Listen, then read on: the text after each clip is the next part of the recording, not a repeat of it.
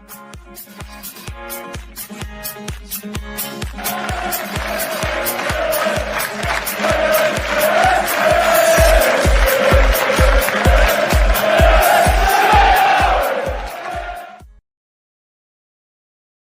everybody, and welcome to episode number 356 of the Stacey West podcast. I'm your host, Ben, and I'm joined by Gaz. How are you doing, mate? You keeping well? A little bit chilly, mate, tonight, to be honest. A bit cold. I've been working all day at home, and so I lit the fire earlier thinking that'll warm the house up, but forgot to put the heating on. So I've been sat for the last hour in the lounge with the fire on thinking this is great. And then I've come out to the office and it is freezing. And I've got mouse hand. When you work and your hands on the mouse all the time, and these fingers get cold because they're the one hanging over the side of the mouse. So for these fingers, that's really bad for people listening at home. That's my little finger and whatever they call the finger next to the little finger. I don't know what all the classifications are of finger. I know little finger and thumb. I don't know. It is a ring finger, but yeah. Anyway. Well, but no, how you been doing otherwise? Are we all well? I know your training's going well from what I was reading. Yeah, so 14 miles on Saturday morning, a half marathon personal best of 2 hours, 5 minutes, and I think 25 seconds. 5K personal best last week as well. So going really well. Every time I promote it, there's some more money comes in. So I think I've added about 150, 200 quid again today. So really, really good backing, which is massively, massively appreciated. And tomorrow it is intervals day, or I won't say what I would actually know it as because I'm not allowed to say those words online, or certainly not live on YouTube. But I absolutely despise intervals, and I've had to buy myself some Lycra shorts, Ben. I saw that. I saw on you at the end of your article, you just said proper elite running shorts. I was like, oh, are we talking spandex? What are we talking? We're talking proper Lycra running shorts. Basically, I bought these running shorts that have got like an inner lining, the ones that perished on Alan Partridge's shorts. And I thought they were perfect for running because I thought they hold everything in. I didn't think about the chafing on the legs. And I finished my run on Saturday, went to the game, came back from the game. And honestly, all on the inside of my leg, I had like a shaving nappy rash type thing. And oh, mate, honestly, I didn't sleep hardly at all on Saturday night. I was in absolute agony with it. Then Dale Rowson suggested Lycra shorts, so I thought, do you know what, I'll order some pairs. I've actually got them on now, but I'm not going to stand up and show them on camera. Yeah, please don't stand up. Do you know why? Because I thought when I got Lycra shorts, I'd have a modesty that needs covering. Do you know what I mean? So like, I'm going to have to wear shorts on the outside. I put these Lycra shorts, so I looked in and it's like, oh my God, I don't actually have. Well, you did say it's been cold today, so, that's the reason. Yeah, yeah. How have you been anyway? Nobody's asked you how you've been. I'm good, mate. Yeah, but it's just been a busy few weeks in the day job. But today I had some very good news come up very first thing this morning, and it's one that you're going to roll your eyes at and say you don't care. But my favourite band are reissuing my favourite album, and they're doing a live tour where they play it start to finish, and I couldn't be happier. It is Feeder, and they're re-releasing Comfort in Sound. And honestly, there'll be one person listening to this, Carl, and I know that he'll be listening because he always texts me about it. But yeah, we're both incredibly happy about it. And I'll be going to a couple of the gigs. It'll be cracking. Really looking forward to that. Feeder did one good song. No, they didn't. They did lots of good songs. No, they did one good song. Not a brand new car. It's not a Jaguar. That's one of my least favourite songs of theirs. Well, that's because you're trying to be edgy and cool. No, it's not. It's because Anyway, right. Well, let's not talk about musical tastes because even though we have relatively similar musical tastes, Gary will always say that mine is terrible and his is great. Just before we get started, you and Charlie did the podcast, didn't you, on Thursday, so that me and Chris could go to a gig? Oh yeah, I'll tell this story. This is amazing. So the gig was advertised as Norwich Caister Arts Centre. Now I went to Norwich Arts Centre to see the King Blues a few years ago, and it was banging. It was absolutely brilliant. Supported by Risky and the Ridicule. It's fantastic. I thought an arts centre, it's great. It's Nick Parker. We like Nick Parker. By we, me, Dave and Chris have this select group of bands we like. So we like Nick Parker, good singer-songwriter. Check him out, by the way, if you get an opportunity. Anyway, we got there. They had a few beers. I'd said I'd drive. We walked up to the arts centre. We thought, this is going to be great. It looks like a converted chapel. We went in, had to show our tickets, and we went upstairs, and it was a library. An actual, honest to God, library with chairs just around the aisles, all pointing at the front. So the gig was literally sitting down watching, and they had a support act on. called, now Chris has corrected me here because I thought I was being clever. So the support act were called Kiri something or other. I can't actually find it now. So the island is not Kiribati, but it's spelled Kiribati, but it's pronounced another way, Kiribati. And so they were called Kiribati. They were an environmental band who were playing about the end of the world, but it was just a woman and a guy on a guitar, and she had a keyboard and she was pressing buttons, and like Birdsong would come on and she'd press another button and it would be a man talking about the end of the world, and then she would play a xylophone and then he would play his guitar badly and oh my God. And it was just like one great big long song. Now I'm sure, they were just local people covering, but when you're there sitting in a library with not half cup, but like Dave and Chris are a few pints in, it was just, it was really, really hard. And Nick Parker was brilliant. He did 2 sets. Then at the end, we spoke to him and he's like, it's not my ideal gig because all local Caister people, and most of them were like 60, 65, and they didn't know any of his songs. So they were laughing and along, but they couldn't sing along. And then there's me wanting to get up and dance to 1 or 2 of the songs. I don't normally dance. So, it was what it was. But Caister Arts Centre is not a gig venue. That's the moral of the story. 6 minutes in, we ought to talk about football. Yeah, well, at least they're doing something new in there anyway. But no, look, let's talk about the game. So obviously, Cambridge at home on Saturday. I think coming away from the podcast and coming away from the preview that we did, I think there was a sense of optimism for the game. I think I was certainly feeling like we could take something from it, and get a decent win under our belts. Maybe not quite as convincing as Peterborough. Then going in, 3 changes to the side. Erah and Jeffries and McCarmer missing out, with Hackett and Draper, and who else was it came in? Hamilton. No, Hamilton started as well the week before. What, Hamilton, McGrandles didn't both start? So McGrandles came in. That was it, yeah. It was McGrandles that came in. Yeah. So, I mean, initial thoughts, you kind of think obviously something that we'll touch on a little bit later, but Ethan Erah not starting because of his injury. One of those you look at it, you think, okay, it's on paper it should be good enough to beat the team that's rooted to the foot of the table. I mean, did you have any concerns, any worries going into it, Gaz? There goes the QI. Ding, ding, ding, ding, ding, ding, ding, ding. Absolutely. You know, any team can beat any team in this division, so I don't expect. And there's another one. Touche. So all of my thoughts are actually based not around the three changes, but a couple of changes that didn't happen. George Wickham's not coming in for Zach Geacock. And I think Zach Geacock has had apart from the Bolton game in the Mickey Mouse Trophy, I think he's been solid. He commands his area well. He's made some good stops. Keeping him in is a change to the policy from the last few years, where obviously Jordan Wright's in, and as soon as whoever he's covering is fit, they come back into the side. I like that. I think a manager who picks on form rather than name is doing a decent job. Sam Clucas not coming in is probably the other surprise.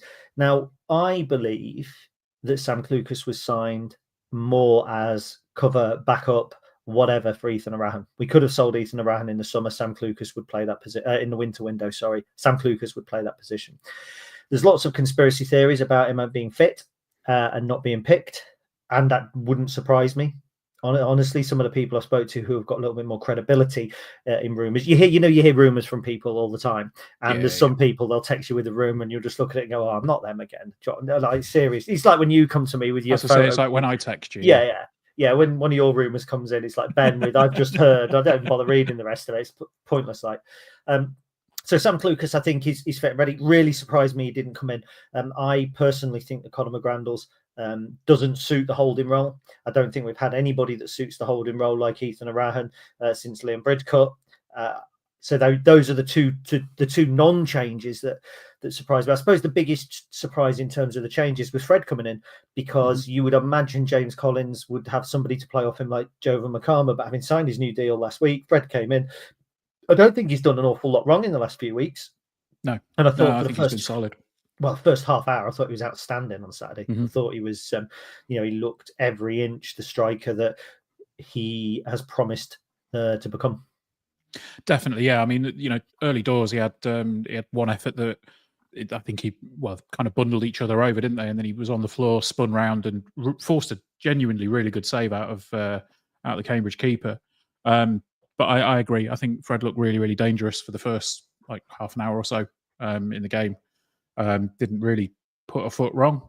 But yeah, I mean, we'll go up to that. I think Cambridge, started relatively brightly for sort of 5 minutes or so. Then we picked it up, and I think we probably took control of the game for a decent period of the time. And then, as I say, there was the effort from Draper where he was on the floor, managed to spin and force a decent save. And then shortly after that, he got what I think is probably the best way to cap off the news of a new contract with a goal. Now, I was really impressed with the goal, mainly because probably 6-8 months ago, if he'd have had that first shot and it had rebounded off somebody, I don't think he might have had the presence to follow it up and score it. I think the confidence that he had was sky high, and it showed. I'm not saying that he was a bad player 6-8 months ago, but I just think the confidence maybe wasn't there. But yeah, really decent finish to follow that one up. And you're looking at me like I'm speaking German. He had a lot of confidence when he finished against Cheltenham 6-8 months ago, late on in the season, with his excellent finish. I don't think there's any question about the follow-up. You've left me loads to unpack there, so I'm going to go all the way back to Cambridge. Did start brightly in the first 5 minutes in terms of possession and didn't let us have much of the ball, but I don't think they looked particularly threatening in that period. We then did get our foothold. I think the early Fred chance that you spoke about, absolutely spot on. It was a great chance that he created when he's on the floor. He's spun around, he's forced Bishop into a save. By the way, the Cambridge keeper was making his debut. Cambridge fans will really like him because he made a really good save from that, which got him a little bit of confidence. But I thought we looked really good. I questioned Rico Hackett in the first half. I didn't think he was brilliant, but I've watched the chances back. Hackett and Rowan combined to create the Draper chance, which is a really good one. I think Rowan creates a chance that's cleared off the line a little bit later on. But you come to the goal. I disagree with you, and it's opinion. So you're allowed your opinion as well. I don't think he's ever lacked confidence in the box. 6-8 months ago, I think that he's played well. He just had injuries and that sort of thing when he came back. Joe Taylor stole the headlines, but I don't think Fred's ever lacked confidence. You and I saw him at the presentation night, and he's a very, we'll call it, confident young man. He's somebody that believes in his ability. It was a good goal. If you actually watch it back, he's only in the place to get the first shot, which is blocked, because he gets impeded. So he's tried to come forward to meet the ball. He's impeded by two players. He looks to the referee as if to say, I'm being impeded. And then the ball drops at his feet. He has the shot, it's blocked, and then he's got the foresight to follow it in. I think he does that all day, every day, wherever he is, because he's a natural finisher inside the area. And I think if he plays up top with James Collins, we'll see more of that, because Collins is taking up good positions as well. And I think with the two of them, you're going to see almost like teamwork coming into play. So, but it was a really good goal. But that wasn't all Fred did. I thought he worked incredibly hard. He chased things down. I thought he looked to try and hold the play up early doors really well. And look, we were just excellent. We were just excellent in those first kind of 25, 30 minutes. There was another chance as well, which I'm sure you're going to ask me about. So I will leave it for you to ask me about that. But yeah, at that point, I had no doubt whatsoever in my mind that we were going to go on and win 3 or 4-0. Yeah, I mean, I think I thought we were comfortable. I thought we were going to win at a canter. One thing that you were saying there about Fred when he was doing other things and putting himself about, the one thing that he's done repeatedly this season and somehow gotten penalised for it is just essentially stood there and let other players come to him and run into him and try and make challenges. There was one moment in the first half where I just couldn't help but laugh, where he barely moved and the Cambridge player just essentially ran at him, and it was like he just bounced off a door. It was genuinely funny, and you can see why his nickname's the Fridge. But then there was the moment that I'm sure, which is the one you're on about. Tendai Darikwa comes into the box, and I think everyone in the ground is urging him to shoot, and instead he drills a ball into you said it in your write-up. He drills a ball into the path of James Collins if James Collins was in an F1 car. I think that was a moment when I just thought, why didn't he get the shot off there? He's not. We've seen it before. He's not the kind of player that would shy away from making a shot. It was just a really awkward and poor decision, in my opinion, there that maybe then started to just let things creep in, a little few doubts creep in. Yeah, I don't know if it's to do with support. I'm not sure, but up until that moment, we've been in complete control. We've been creating opportunities. He's got in behind. The pass isn't particularly the bad option. The pass to James Collins is. It could have been pulled back. I think it was Fred coming in, or he could have had a shot. He's actually at quite a tight angle. It's really easy, and I did it as well. So this isn't me going, Ben's wrong again. But it's really easy to go, oh, he should have shot there. He's 1-on-1. Because if he shoots at the keeper's got the post covered. He's got to try and come across the keeper. If he comes across the keeper, it can get pushed out. So yes, he could shoot. But if I'm playing FIFA and I'm in that position, and that's definitely a valid experience point. Well, it's not FIFA. If I'm playing EA 25, not with my team at the minute because it's absolute garbage. But if I'm playing with a really good team, you centre it. There's a guy penalty spot. It's the execution that's the problem, not the pass, because he had two players in. It wasn't so. It was an unselfish move. It's easy to say you've got to shoot. We would all have liked to have seen him rifle it into the net. But actually, I think in terms of XG, it doesn't come up because it doesn't even come up as a chance. But it was a relatively low chance, even though it looked like he was 1-on-1. Whether that just sucked the confidence out of us, I don't know. But from that moment on till the end of the half, it was all just a bit flat, and I'm not really sure why. It was almost like we did some of the fans turn? Certainly around me, that was a moment where some supporters seemed suddenly to get a little bit more agitated, and the "get it forward" brigade came out, and all that sort of stuff. The second goal was crucial. If we get it, like I said, we go on and absolutely hammer them. But as soon as we miss that chance, we seem to leak confidence like a sieve leaking water when I'm washing my pasta. Absolutely, we did, and it was let's talk about their goal then. So the ball comes forward. I mean, Rico Hackett gets done essentially, and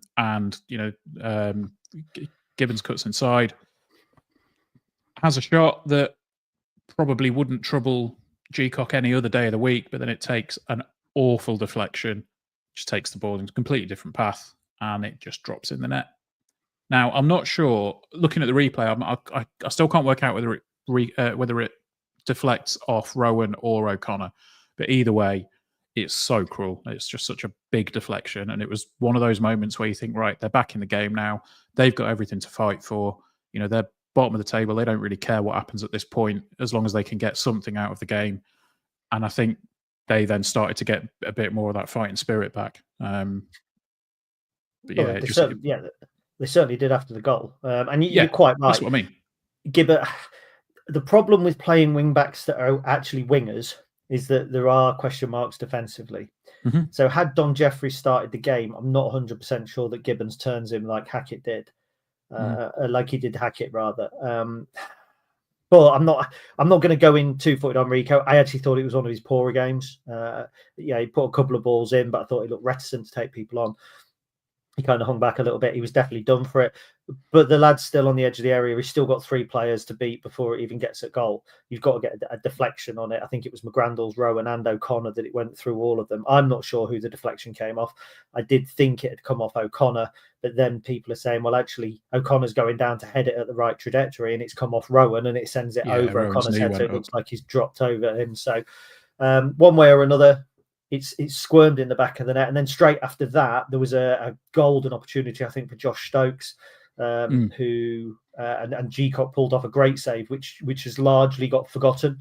Yeah. But that was in first half injury time. And, Gcock's then kept it at 1-1 when really we should have been going in, I think, 2-0 up.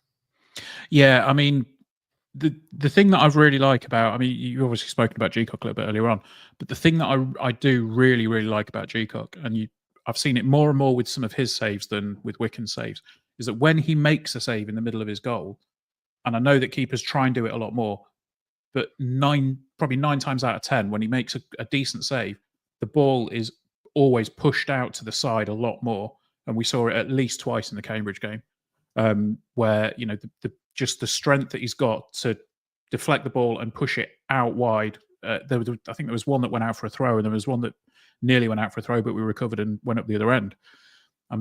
He's just I personally think that Wickens has got a real big fight to get back into the team, and from what Skibala said, it's what he's thinking as well. So, yeah, interesting one. But then let's talk about the second half. I mean, there's not a great deal to talk about until one particular moment. But You're going to I skip mean, over our 2 golden chances to make it 2-1 then? no, I'm going to talk about them. Okay, good. I've got them written down. I mean, the first one. Have you really? Yeah, I have. The Have you first one though? was James Collins' chance, where the one that I'm thinking of is the one where he had the header and then it came back and he stepped Good in and pick. went to volley it. Yeah, because that's the pick, one, yeah. isn't it? Yeah, that's one. Yeah, well done. That's one of them. That's one of our chances. Yeah. Yeah. I mean, it feels a little bit like he snatched at the volley, maybe, but it was a golden chance one, I guess. He's got to snatch at it because the header's just bounced back to him. But the point again for me is, I heard some criticism after the game from on the radio, and the criticism was, we've got to have a go. We've got to put crosses into the box. We did it all afternoon. And the only other game that we've put more crosses into the box since Boxing Day was Blackpool, which we also lost. We're putting the ball in the box. And that was a classic example. Okay, we missed the chance, but that was an example of getting the ball in the box creates an opportunity when you've got the likes of James Collins or Freddie Draper. The ball came in from the corner for Draper for his goal. It's a cross for Collins. There was the Draper chance in the first half was another Rowan cross. I mean, Rowan gets so much stick. I am absolutely baffled how Sean Rowan is not in the top 3 on the Stacey West player rater every single game. People seem to forget when he's in the wide position putting balls into the box, he's a central defender, right? Adam Jackson isn't doing it on the other side of the pitch, or Lewis Monsmer isn't doing it on the other side of the pitch, but Sean Rowan is. He's almost exemplary at the back. Okay, the block for the goal, maybe, but he makes very, very few errors. And then he's putting the ball into the box time and again over on the other side of the field. And it baffles me how he is so underrated. He's almost up there for player of the season for me. And people are always like, because as soon as he misses 1 or 2, they're like, it's not good enough. Or at least he's getting the ball in the box. So the James Collins chance comes from just putting the ball in the box. I think it's a decent header. It's blocked, if I remember. Like you say, yeah, he snatches at the volley. He doesn't have time to do anything else and puts it over. But it's an opportunity, and it's a better opportunity than we saw almost all game up the other end as well. Yeah, definitely so. I mean, I'll be honest. There's been a couple of times when, if Sean Rowe misplaces a pass, there's groans around me, and I'm part of those groans because you think, oh, God's sake. But it's what we've spoken about time and time again, isn't it? It's the confirmation bias where if it happens once, you notice it, and then if it happens again, you notice it because you previously noticed it. And yeah, I think I just need to snap myself out of that a little bit. But I do agree. I think Sean Rowan's been great this season.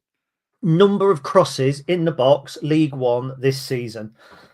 Sean Rowan is 3rd in all of League One with 113 crosses all season. That's impressive for a central defender. Defender. And the other 2 are James McLean, who's played international football and playing at the top of his... And is it Ryan Barnett, the lad at Wrexham? You've got Rob Apter underneath. Per 90 minutes, he's a little bit further down, I think, per 90 minutes. Can't actually see him on there. 29, 3.41 per 90 minutes. Okay. So, but still puts a lot of chances into the box. Absolutely. And I think as well, he's nearly ever present this season. He's been reliable. He's been dependable. I think he's been, great. I can't argue with you too much in terms of where he'd be in terms of player of the season. I think he's definitely going to be up there for, a few people. But then I think we've got the golden chance of the half, haven't we? Sorry, just quickly as well. We're 10th in the table for crosses into the box, but percentage accuracy, bear in mind that we get slated for not putting good crosses into the box. We are 4th for accurate crosses into the box. 4th with 36.3%. Only Burton, Mansfield and Stockport are above us. So again, we get the criticism from our creativity. We're the 4th most accurate crossing team and the 10th with the 10th most numbers. And of those, 194 of our crosses have come from the right flank, 267 from the left flank. So we've put an extra 71 crosses in from the left flank than the right flank. And that is a difference that is not matched anywhere else. Stockport 224 to 237, balanced, 285 to 271, Mansfield 198 to 207, Burton. It's all balanced. And then there's this huge imbalance for us. For me, that's a reflection of Tom Hamer being injured, because Tom Hamer's more like Sean Rowan. You put Sean Rowan on the other side of Pordy O'Connor, it gives us that balance, and I think we'd be better. But sorry, carry on, because we're going to talk about Pordy's chance now, aren't we? We are going to talk about Pordy's chance now, because the ball comes across and it loops up to Pordy, and every day of the week you would expect him to bury that one. He's done everything right apart from get it on target. And ultimately, if it goes on target, it's in, because he's done really well. He's managed to beat the keeper, and it was just one of those moments where you look at it, you go, yeah, it's not going to be our day. We said the other week, the Peterborough game, we had those chances that, most other weeks they won't go in. They'll bobble about, and it'll be a fine margin here and there that seals the game. We managed to get 5 of those fine margins against Peterborough. They all went in on Saturday. It just came off the wrong angle of Pordy's head, and it just bounced wide, and it was absolutely agonising. Yep. I'm a big fan of XG, and I don't care what anyone says. It's not maybe it's not a stat, but it's a guide. Our XG was better against Cambridge United than it was against Peterborough. And bear in mind, in the Peterborough game, we also had a penalty, which is a guaranteed 0.75 XG. So we created better chances against Cambridge than we did in the game we won 5-1 against Peterborough. But I hear when they're coming out of the ground that, why don't we play like we did against Peterborough? We're not as creative. Well, we are. It was a good opportunity. Pordy's was, I think it was 0.30 XG. So 1 in 3 that goes in. I would like to say it was probably a better chance than that. So, but it was really our last serious chance. And then, as we're going to talk about, our late push in the game was impeded by the most ridiculous refereeing decision I have seen in at least 2 weeks. Yeah. Well, to be honest, I felt the ref started to lose control of the game probably on about 70 minutes or so. It just started to get really, really niggly, and it just started to lose his grip on it. And then Joe Gardner comes on, and for his brief cameo, I thought he looked quite lively. I thought he's got pace for days. I was really impressed with at least one of the runs he made on the left hand side. Then he goes over to the right hand side, starts running down the wing, and I don't know how to describe it. I mean, I'm sure everybody's seen it at this point, but it was just the more I look back at it and slow it down, I'm not sure how much contact there even is. So you're going to edit the podcast this evening? Yes. Right. So for those watching at home, let's play it, and you can edit this out. Okay. For those listening, is that all right? Yeah. So do you want me to find it and play it? This is the foul. So this is the red card offence for those that haven't seen it back.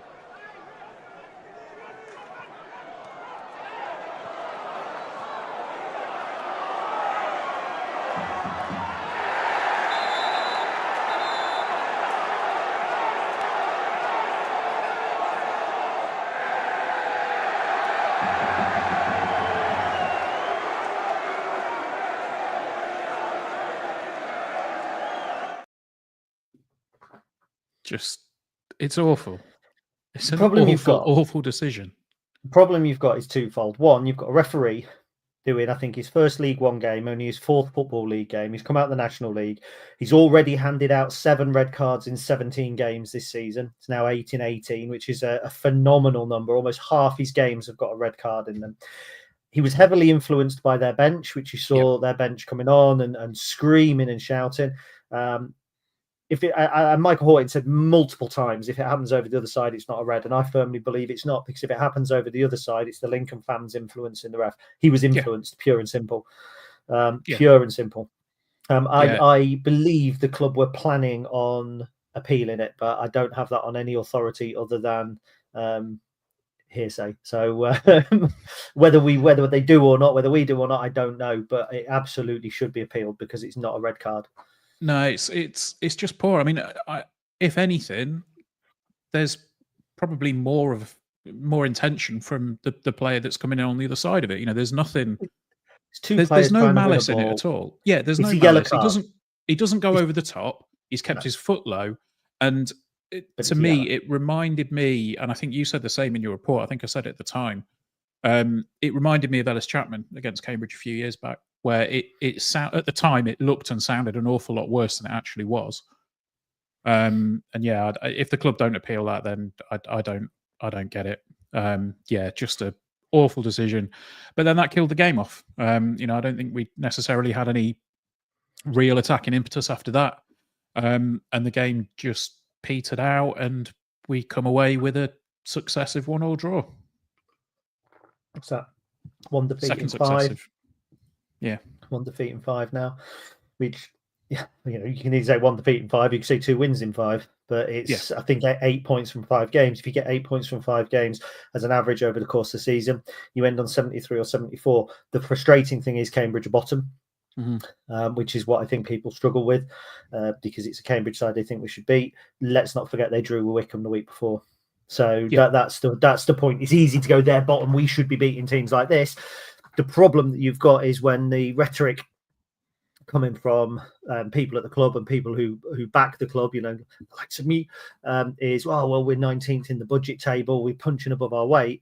When we come up against somebody who is in our little cohort in the budget table, probably you think, well, we should be beating them then. But yeah, they are the sort of team we should be beating at home. We didn't beat them at home. It's really frustrating. But actually, the underlying numbers, and I'm going to do the Chris bit, are still not bad for us this season. Are you okay if I launch into those, Ben? Yeah, well, I did want to say that this Michael Scabala's interview at the end, he basically said the game got stodgy after we didn't get a second, which I think we basically agree with. Cambridge bench got Gardner sent off, which again we agree with. Got to make more of the moments when we get the chances. And I think the question was asked of him about, is there a lack of desire from the players? And I think he probably took a little bit of offence to that and said that there wasn't a lack of desire, but maybe we need to be more aggressive and just start to be a bit smarter in terms of game management. And he said it's the story of our season. So is it? What, lack of desire? No, lack of putting away chances. Yeah, 100%. 100%. So first of all, let's talk about a few numbers. So I haven't got my Chris spectacles anywhere, unfortunately.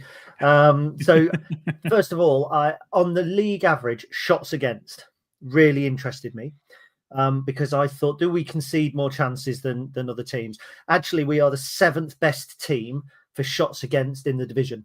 We've faced 258 shots in the division, and we are actually 6th in shots per 90 minutes.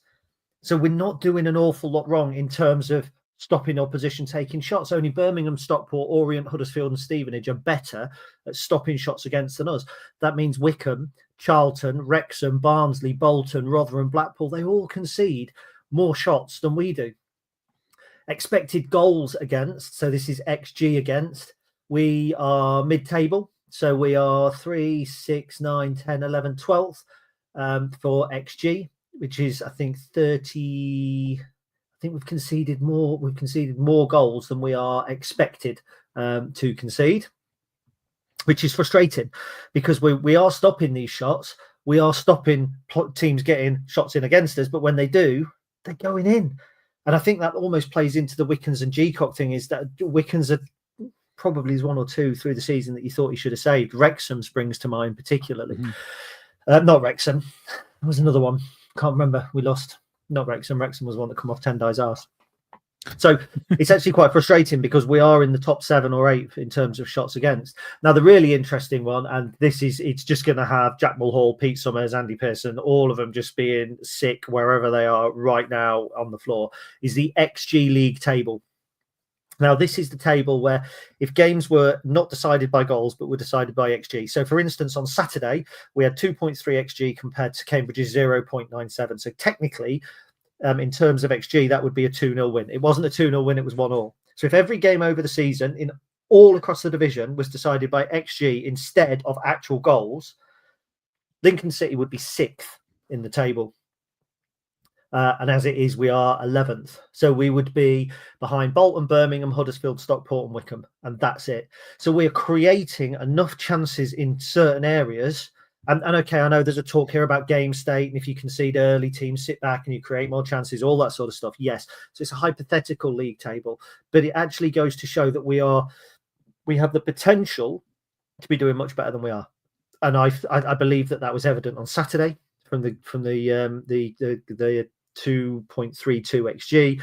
I believe it's been evident throughout the season. We are not as bad as teams believe, or some managers, some supporters believe that we are.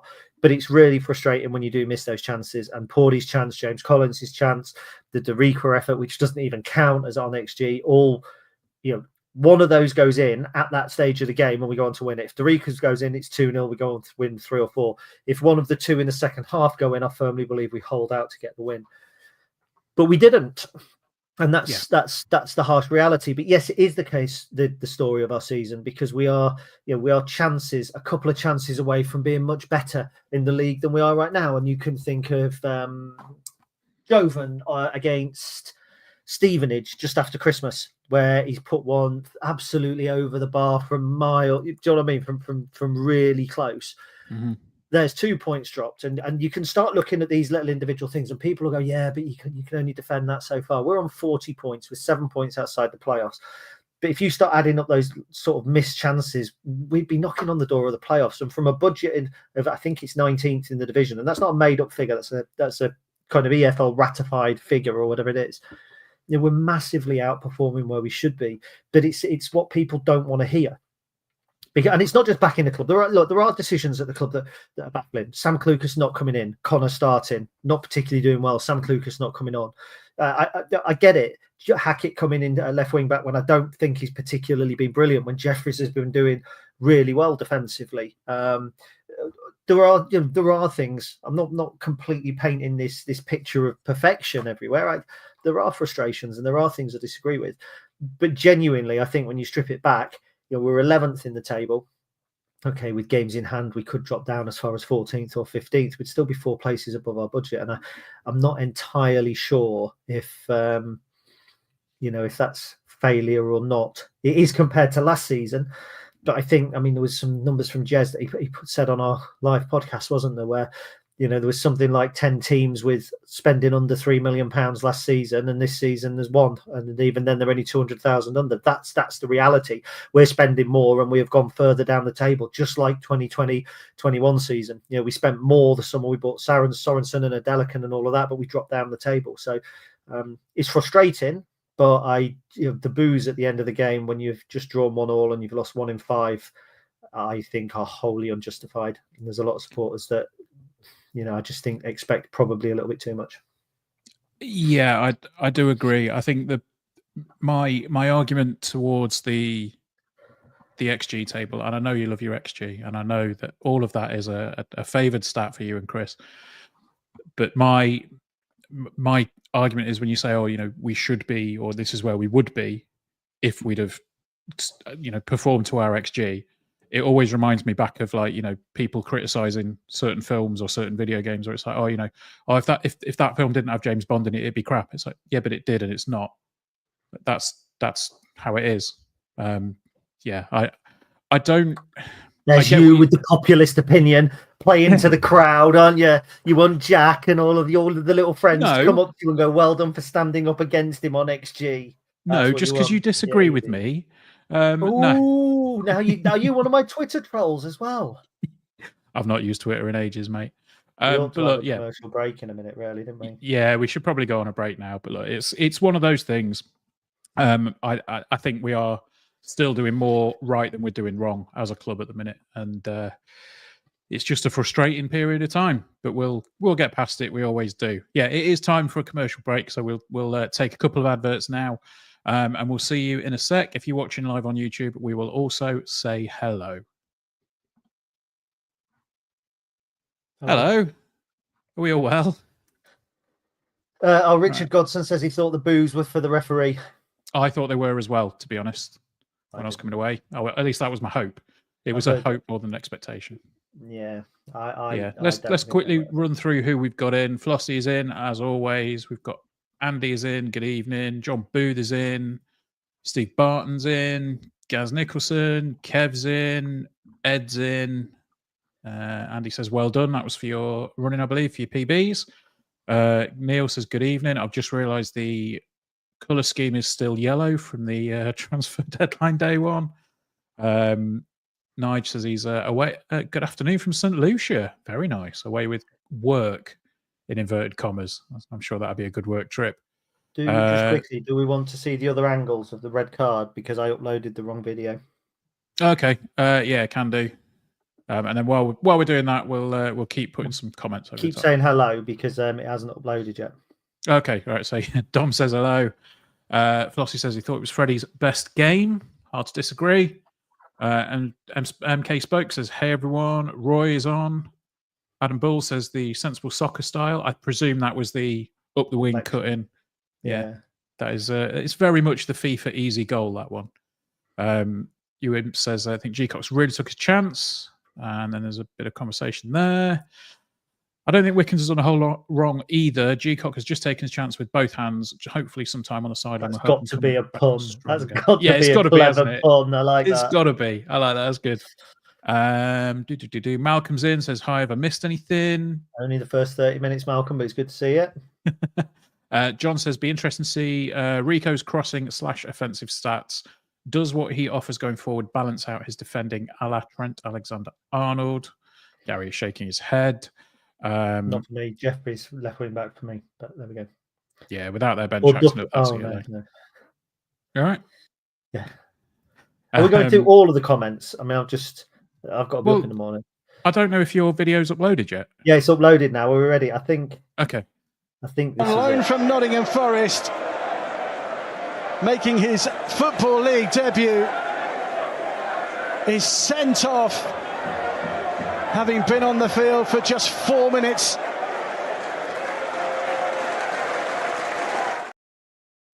I'm not even sure he bloody touches him. No, that's what I mean. The more I see it, the more I don't think there's any contact. But anyway, yeah. Right, and Malcolm says his wife wouldn't let him come in. Oh, he was going to ask Mr. Lamming a question, but he's nothing to do with current games. Okay, Chris, I'm sure will be available for questions on Thursday night, Wednesday, Thursday, whenever it is. Yeah, whenever. So probably cool, right. Thursday, should we come back in? Yeah. What are we talking about when we come back in? Whatever. You're Ethan? The one that you're the host today. We've got Ethan, or we can discuss Sam a little bit. Although we've kind of done that. Okay, cool. Yeah. And there we go. Thank you to our sponsors for the week. And yeah, we'll kick off the second half of the podcast with a little bit of bad news. We didn't necessarily expect it to be the greatest of news with Ethan Rahan going off at half time last week. But it's confirmed he will be out for, quote, a number of weeks. Couldn't really have come at a worse time, could it, Gaz? Well, yeah, I mean, we could have been top 6 battling for the playoffs and he gets injured. So it's Ethan Rahan. Doesn't matter when you get injured, you're going to miss him. Just like when he gets sent off, you're going to miss him. It could have come at much worse time, then, could it? To be honest, we're not going down and we're not going up, so he's probably come at the best time. We're not going down, we're not going up. We've lost Ethan Rahan, and we don't know. Yeah. No, but what's really funny is we've got Ethan in the middle, we've got Duffy on the wing, and all of that. It's that song. It's got to be. No, it's a blow. He's a good player. It's massive to lose him. I sincerely hope that it means that we start seeing a certain new signing now, because I think he will be better in that role. As I say, I'm not a massive fan of Connor there. Connor works hard, Connor McGrandles, but I'm not a massive fan of him playing the 6 role or the holding role. There was a game that really sticks in my mind. It's from years ago now. I'm Wimbledon, AFC Wimbledon at home. I think we were in a box. Might even been in your box when you won it, because you win everything. My wife it was an early. Yeah, you won it basically. It was just a payoff on it for being club friendly. And I remember him playing the holding role that game, giving the ball away, having to chase back, giving a penalty away. Look, that's a long way, and a long time ago it was his last spell. But it always sticks in my mind. I don't mind a midfielder having a go and losing the ball. I don't want him doing it on the front of his own area. I'm not saying Connor's done that in recent weeks, because he hasn't. But I think it's Ethan Rahan, when he gets the ball, he doesn't always look backwards. He's not always looking for the easy ball. He's got a better range of passing. And we need that, because we have got some good players. No matter what people try and say, we have got creative players, but we've got to find the right ball. If the ball's at Ethan Rahan's feet, usually he's in or around the halfway line, one side of it or the other. So he's not looking for the big boot down the channel. He's looking to play the ball. He's looking to create a chance by playing through the thirds. And that's what supporters want to see. So without him in there, we don't have anybody that can conduct the game in quite the same manner, unless a certain former Premier League player who played 32 times in the Championship for Rotherham last season gets his opportunity to show what he can do. And I think that could be a revelation. Yeah, I agree. I think the ultimate thing. I mean, we did discuss this a little bit on the podcast last Thursday, and kind of said that it is a strange situation, but I think there's a lot of people taking 2 and 2 and getting 17 out of it. With some of the theories and all the rest of it that's going around. I know you've mentioned it in your article where it's well, I think it was even mentioned in the pre-match press conference for this game at the weekend, where it's like, is he a club signing? Is he a manager signing or whatever? And it's like, I think Sam Clucas will play at some point soon. Can I just address that? Yeah. There's no such thing as club signing and No. thingy signing. If anybody that's been and watched the transfer presentation will know that. And what really annoys me, and I'm not calling out other supporters because opinion is opinion, but when somebody says something like that and you say, but that's not how players are signed, have you been to watch the presentation? And they go, no, I don't need to see that. So you don't need facts clouding what is fact, an unfactual based opinion. There have been players where the manager has signed a player who the club haven't particularly backed. There was 2 in particular, Remy Howarth and Chris Maguire, were manager signings by Michael Appleton. I don't think Mark Kennedy had any manager signings particularly. I think he adhered to to what the way the club want to work, and rightly or wrongly, he then obviously blasted that when he left the club, saying we were signing the wrong profile of player. I don't believe that there is ever a situation where a director of football is going to sign a player that the manager doesn't want. Potentially, you could do it the other way around. Potentially, a manager could go, I want this player, and that could circumnavigate the system. But I absolutely don't believe it at all. I don't believe it, and that's not me with my rose-tinted glasses or anything. Just having I'm lucky because I have had conversations with the managers and the director of football. I have watched the transfer videos of the presentation. I've been privy to that. But that's not because we're given special access. It's because you can pay to go and see it. And I did go and see it. It's because you go to fan forums and you see it. The information's out there. By all means, have an opinion, but base it on information that you've taken in, not on something that you've read on the internet, please. This is exactly the conversation that me and Charlie had on Friday, where it's like, yeah, you can have your opinion as if you're informed by it. If you sit there and go, that's my opinion, I'm never going to change it, then there's no point in having a discussion, because it's the best thing about having an opinion is when you get new information that changes the situation and you think about it and you can then change that opinion. But I think the best thing about having an opinion for me is when people listen to yours and realize that yours is right and theirs is wrong. Yes, Gary, of course it is. But no, I think just to kind of put a lid on this now, the whole thing was, it's a bit ridiculous, because if you buy into the conspiracy theory, essentially you've got to believe that somebody has decided that they want to sign a player that a manager doesn't want to sign. He's then gone to Clive and he's gone to the board, and Clive and the board have gone above everybody else's head to say, okay, yeah, we will approve everything that you've decided to do, including a fee if a fee is required, the players' wages, and let's face it, Sam's probably not going to be on the cheapest wages at the club. Everything in that process is going to have to be approved by multiple people. It's not going to come down to one individual that says, I want this to happen. And if it does, then yeah, if that is the way that it's happened, I'm pretty sure that Clive would have Jez out on his arse faster than you can say the model. But there we go. The model Martel. I think we should start calling it Rick Martel. He was a member of Strike Force, I think, with Tito Santana in the mid-80s. Yeah, and he had... before he became the model. Valet was Sherry. Was it? Sherry Martel. Sensational Sherry. Sensational Sherry. There we go. Anyway, that's enough wrestling talk. Let's move in to a couple of questions, because to be honest, that's pretty much it in terms of news that has come out of the club over the past week. Since Thursday. So we got a couple of questions from the Patreon Discord, and the first one came from Steve, and he says, do we think that the season is realistically over and that we will finish in or around our current position? Gary, I will hand over to you. Yes.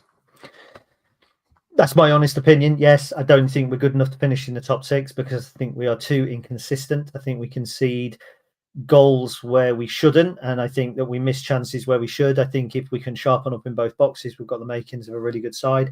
But I don't think that we'll be able to sharpen up in both boxes enough between now and the end of the season to finish top 6, when there are a lot of teams who have spent big and are really giving it a go. So I think realistically, the season will slowly peter out. It's actually not a bad thing at the same time as not being a good thing. I understand that nobody in February wants to go, your season's over. But if you are looking at it from the pessimist's point of view, I think we're far too good to get dragged into a relegation battle, and therefore to just be an established League One side.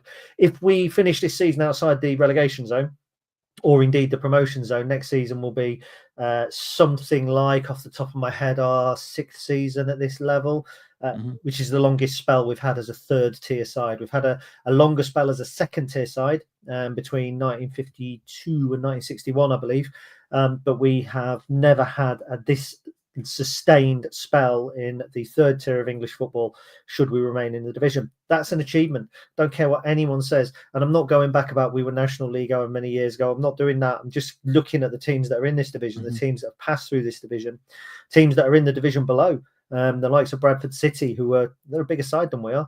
Make no mistake about it. If Bradford City get into our division, they get twice the could get twice the attendance we get. They're a big club, so there's we're trying to go toe to toe with a lot of big clubs. There are big clubs in this division spending a lot more money. So for me, if we stay in this division, that is an achievement. I'm not saying that was what we wanted at the beginning of the season, nor when we were top 6 at the start of the season. And I'm not saying it shouldn't be better, because it should. Because we should have put more chances away, and we should have won more games than we have. But shoulda, woulda, coulda. The XG stats, as I'm pointing them out, I'm not using those to say look how good we are. I'm using those to say look at what the potential is within this side. When we were talking about XG stats under Mark Kennedy, we were bottom 4, by the way, and that's when we were in the top, just outside the top 10. And what happened there? We fell away. For me, we're doing the right things in the right way, but we're just not quite finishing it off. And I think that means that we will finish probably between 10th and 14th in the division at the end of the season. Yeah, I mean, I think at the start of the season we said as our predictions, until I think you kind of railroaded me into saying we'd make the playoffs. I think I didn't. I said I absolutely 100% we're not going to make the playoffs. Don't be turning it around on me. I was the only one that said we were going to be outside the top 6. No, you said when we were doing our predictions and stuff, I think I said, I think we'll be 10th. He was like, do you want to change that? Do you want to change it? Are you sure? Are you sure? Are you sure? But no, look, I think 10th was a realistic, let me get the spread / optimistic goal, I think, at the start of the season. And I don't think it's changed too much. I think we are a mid-table League One side. And in the grand scheme of things, I'm happy with that. Like you say, it's not about, we were where we were 8 years ago. Like, the fact is, this is the last time we were in League One was 97, 98 for one season. 98, 99, we were promoted in 97, 98. That was it, yeah. So 98, 99, one season in that division, and that is the highest level I've seen this club play at for my life until we went back up. Before that, I think it was 81 to 86. I think we were promoted in 80, 81 or 79, 80. And then we came down in 1986. Yeah. So in my lifetime, we'd spent a season and probably 2 months in the 3rd tier until we went up for this run that we have now. And I'm happy with that. And of course, everyone would like to see the club do well. Everyone wants to see them get as high as they possibly can. But it is frustrating to watch some of these results come in and some of these performances happen. But it is what it is at the moment, and we're not going to be able to change it without either a massive cash injection or a bit more patience from people. I think that's the way to look at it. So patience won't change it. Patience won't change it. Not that, but anyway, I'm not going to get into a debate on how we can change it. We'll save that for another podcast where we don't have a Thursday. But the fact is, people say you want to see progression every single year, and sometimes progression actually is a backward step, but you progress in the grand scheme of things. And I know it's easy to talk about budgets and people hide behind it, but for me this season, it was always going to be tough with the spending. And like Jez alluded to on our live show, if we're relying on football authorities to start making it a level playing field, then we could be waiting some time. So the unfortunate thing here is you may have to get used to mid-table apathy, and sadly, mid-table apathy is what leads then to overreaching, overspending, and over expectation. And there was a classic message that I got sent from our good friend Pete. Bloody hell, it was ages ago. There it is.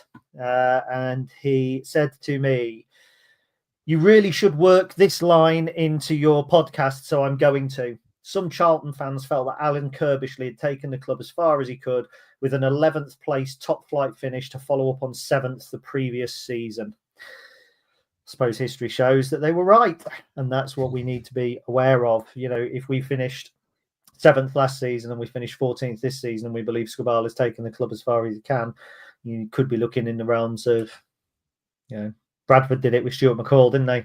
Dropped out the playoffs, got rid of him. What happened now? They're playing Bromley and Harrogate. I don't want to be playing Bromley and Harrogate. I want to be playing Birmingham. And yeah, I mean, you could have, look at what's happened in this division. Birmingham, they got rid of their manager, appointed Wayne Rooney, and then what happened to them then? Yeah. Have we got more questions, Ben? We have, yes. So we have one more question. One? We said, has anyone got any fun questions? Someone come up with some fun questions in the comments while we answer another serious one. Says, which players do we think will leave at the end of the season, either out of contract or for a fee? So the players that I believe are out of contract in the summer are Paudie O'Connor, Sean Rowan, Adam Jackson, Tyler Walker, and Ben House, who is here until at least the summer of 2025, according to the club, which suggests that we have an option on him. So thoughts on that, Gaz? I would imagine that list might be a little bit longer. I don't know how long Rico signed for when he signed. Don't know how long Ethan Hamilton signed for. I don't know whether they're in or out of contract. Tyler Walker will go. I think Adam Jackson will go. I think Paudie O'Connor will go. I think Sean Rowan will search for a new deal elsewhere. But if somebody wants him, they're going to have to pay a very, very big sum of money. So I wouldn't be surprised if Sean Rowan doesn't end up staying at the football club. Ben House, I'm not so sure. If we've got an option, we may take it. I think he's been one of the more disappointing players over the course of this season. He hasn't had a lot of luck with his injuries. I don't actually think he's been the same player since this injury last season, since he came back. He had a decent start to the season, but I don't see where he fits into our current setup. Now we've got James Collins. You want energy and youth around Collins, in my opinion.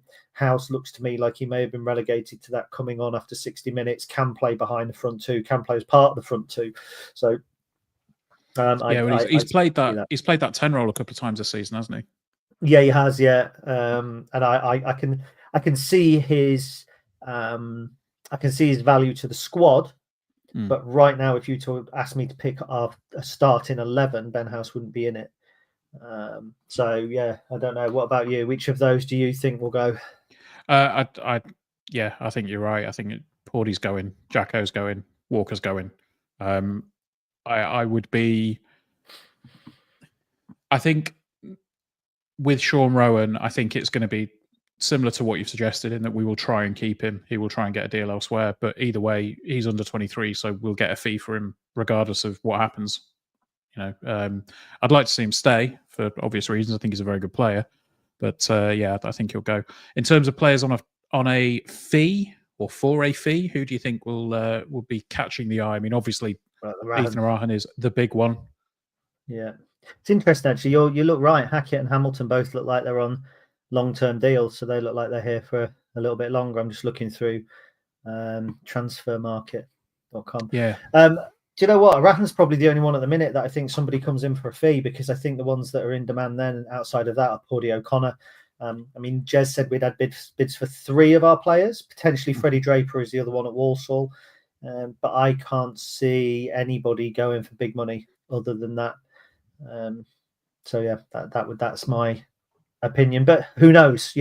We just sit here. We don't particularly know what goes on behind the scenes at the club. It's there's potential that somebody sees it, might see in another one of our players. It might be one of our younger players. It might be like a Jovan, like a Leeds United, or somebody have watched him and gone, we'll bring him in and play him in the under. Whatever, I don't know, but I think the only one that is likely to go, and it wouldn't surprise me if he does, is Ethan Arahan, just because I think eventually we're going to want to try and get that 1.2, 1.3 million pound in the bank for him. Yeah, no, and again, he's got 2.5 years left on his deal, so there's plenty of time for that to happen. But I think that's more or less it. Let's have a look. Richard asks, has anyone had their choice of tune included on Poacher's playlist? Several times, but every time we play in the EFL Trophy, I ask them to play Swerving the Checker Trade by Half Man, Half Biscuit, which is basically a song about how rubbish the Checker Trade Trophy is. And they never, ever seem to play it, which is a shame. But I've had several songs picked. I wonder why that would be, Gary. But there's no swearing in it. It's not like a swearing song. And also, I did ask him to play Sheriff Fatman, I think, when Rotherham. Rotherham.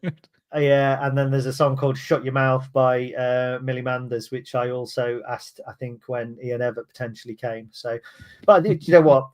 What I find baffling was, I don't know when they play Poacher's playlist, because I listened specifically at half-time on Saturday, and there was a bit of a thing with the music, because Collapsed Lungs, Eat My Goal started coming on. Yeah.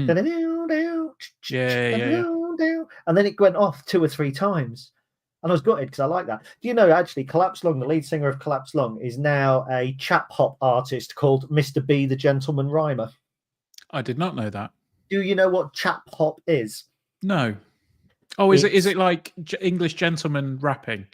English gentleman doing hip hop.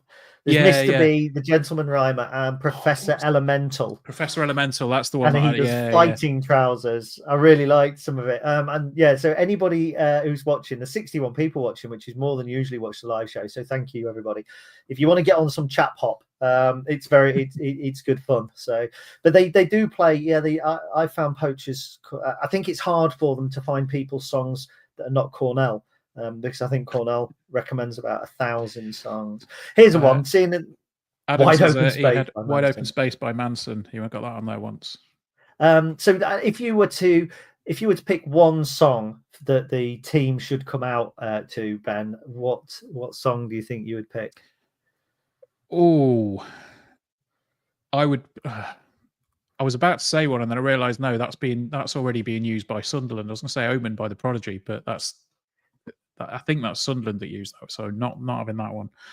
I don't know. You want to have because whenever I think about it, I just think it's a bit like a wrestler's entrance music, isn't it? You've got to have a big impact, and then the music gets everyone going. So yeah, Stone Cold's entrance or something, just the glass shattering. And I think we should have Own Worst Enemy by the Barstool Preachers. Yeah, I thought you were going to say by Lit for a second there. No. But do you know one song that always gets me going when I'm running, and there's no way that they could have it as an entrance song, but it would definitely ramp up the energy, Wait and Bleed by Slipknot. What a tune. It's the only Slipknot song I know, but when it comes on, I have Wait and Bleed and Killing in the Name of back to back, and when they come on, it's like I get a little bit quicker. Fair enough. Get Duality on as well. That's a good Slipknot tune. But anyway, right. I think there was one more thing that we probably wanted to talk about, but we're also getting towards the hour and 2 or 3 minute mark. Have we got time? Well, we're not, because we had 3 or 4 minutes break. Oh, cool. Yeah. Yeah, so we've got a bit of time yet. So, okay. So there is a situation at the minute, and you'll have to forgive me if I get some of the details wrong, because I very infrequently check Twitter at the moment. But obviously there was a situation that arose at the Bolton away game between a loan player's dad and a supporter. And it all got a bit out of hand, I believe, and I think really it's come to a head this week with some letters going out to the involved parties, and I just think this is probably one of those times where, on the surface of it, from bits that we've heard and bits that we've spoken to people that were there and they're around it, I think the club have probably got this one wrong, Gaz. Yeah. We're talking. Let's not talk because it's out there. It's on social media. It's Jack Mulhall, who we know Jack, and it's Danny Cadamartri. And I think Danny Cadamartri got into it with a selection of supporters. They were standing up. We spoke about it briefly on the podcast before. They were standing up. He wanted to sit down. My understanding, I was at the game. My understanding was that a little bit of not a fracas broke out, but he was threatening a few people, and some of the supporters were getting a little bit angry back. And Jack tried to play peacemaker a little bit, and that role of peacemaker then spilled on social media. in the days afterwards. There has been some letters and some bits and bobs put on social media. On the face of it, I would say that Jack is certainly not a troublemaker in any sense of the word. Apart from, he stirs the pot on social media from time to time, but don't we all?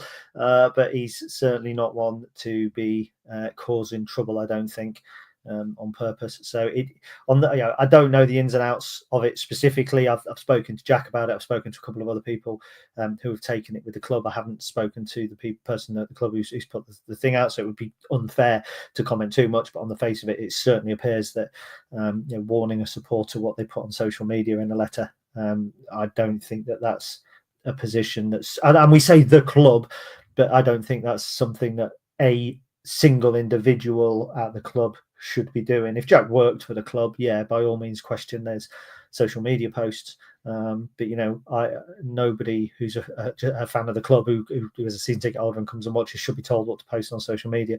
And I think that was the paragraph that I've seen on Twitter, which was just a little bit I'm not really sure about that. Yeah, not the best of situations, but it does appear that apparently there is a slightly more pleasant resolution potentially in the works for everyone involved. So hopefully it all gets a little bit sorted. But yeah, it would be much easier if the club could tell fans to mind what they put on social media for your feed, wouldn't it be, Gary? Yeah, I love taking a little bit of stick. Do you know what? I was actually quite. I've even had to block a Peterborough fan today who came on calling me pathetic because I'd limited who replies to my tweets. Well, that's my prerogative, mate. The option's there. So if the option's there, I'm going to take it. So I've limited who can reply to some of my match reports because, do you know what I mean? I put my stuff out there because I like to have my opinion out there. And some people, at some point over the course of the last 5, 6, 7 years, that'd be more than that now. February, what, in 2025? So it'll be 9 years I've been doing this Stacey West now. So over that time, people have come to visit and comment and hopefully find some sort of value in my opinion. I don't put it out there so that every man and his dog can then come along and give me their opinion. I've got a good select people that I follow on Twitter. You're not on it anymore, so luckily it doesn't include you, whose opinions I respect, and some of those opinions are different to mine, and I'll accept that, and I'll talk to those people. I've got people who send me WhatsApp messages. I'll interact with them. I'm not going to interact with somebody who's got an anonymous thing on Twitter that says you're just trying to protect your position with the club because he read it somewhere else 2 weeks earlier. Frankly, and it might sound arrogant, it might not. I've no interest in those people, and they can fuck off. So I'll block them. And I don't. Do you know what? I'm not. People go, "Oh, it's not free journalism." Why? You didn't used to get people writing for the Echo, and like Lee Curtis didn't used to write for the Echo and then go and stand in the town square and say, "Right, come and argue with me." He puts his opinions out there, his own opinions for people to read, and that's it. People have the right to reply. You don't have to read. You didn't have to read it. People have got the right to reply to me. I don't have to read it. It's nothing about free journalism. It's nothing about respecting opinions. It's just about I do what I do because I want to do it, and I'll interact with people I want to interact with. Simple as that. I'm not going to make any more of it either because I seem to be making some of it all the time, and it was just a little interaction with a handful of people who just kept jumping on a bandwagon. I hate bandwagoners. There we go. Well, I think that's probably a good enough spot to end the podcast. Thank you, everyone, for listening. Just quickly, I don't know if Henry is watching, but if he isn't, I've just sworn. Sorry, Henry. Carry on. Yeah, you did. I'll try and bleep it. Yeah. I've just had a WhatsApp from Adam Butler with "they can fuck off" and a crying face. Thanks, Adam.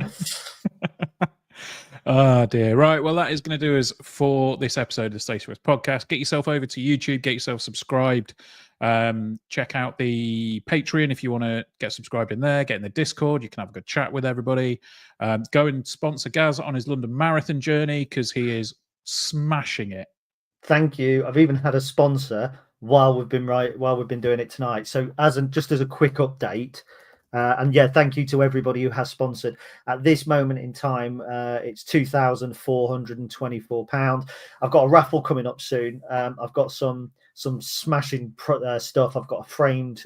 Sorry, I'm hijacking your end, but a framed former player's shirt. I've got a squad signed shirt that's not framed. I've got special gin box with some gin and some bits and bobs mixers and stuff in it. I'm going to be getting a couple of other raffle prizes that should be going live over the next couple of weeks. I've just got to get my arse into gear. And then there's obviously my book, which I am writing about running, which even if you don't run, just buy it anyway, because all of the profits will be going to my London Marathon. So I would like to get to $4,000, I think now. $2,000 was the aim. And let's face it, if you're going to do anything, either do it big or go home. So $4,000's the aim now. Absolutely. Am I allowed to enter the raffle? No, you are not. No, you can buy tickets. I just won't put them in the box. But I'm not allowed to win. Yeah, that's how it goes. Ben, you've already given a very generous donation. And I think you're a little bit like me in that when you do something like that, you don't shout about it. I think Andy Pearson said that on Twitter the other day about I backed one of his things, and he's like, Gary always, Gary or Ben or whoever, you always back these things. And we don't talk about it. And we don't. I'm not somebody that wants to do something for charity and stick it out there, and I know you're not either. So, thank you for your donation, and thank you to everybody who's listening or watching for their donation, because the foundation do a fantastic job. No, Simon, he's not entering. Simon says, just give it to Ben now. We'll win it all anyway. I'll tell you what we'll do. Yeah. Ben, you donate one of your Etsy things as a raffle prize, and I'll see that you win that. I'll do a Sinsel bank. There we go. How about that? I think you should do me a medal with World's Best Podcast co-host. Or I'll tell you how many people are blocked on Twitter, and you can do me a little trophy for blocking the most number of people on Twitter. Oh dear. Right. I think this is the third time I've said it now, but that is going to be the end of the podcast. Thank you so much for listening, guys. I think we'll be back on Wednesday, Thursday, whenever it is. I don't know who's going to be when, as Gary moves it around on the screen. Is it you and Chris this week, Wednesday, Thursday? I'll see. Okay. I've got quite a lot on this week, so I will see if I'm going to do it or not. And we do need to sort a rotor out as well. But that is Inside Baseball. I'll put it on my calendar for tomorrow, don't worry. There we go. That is Inside Baseball. We will see you all on the next episode, but there's only one thing left to say. Up the imps. Up the imps.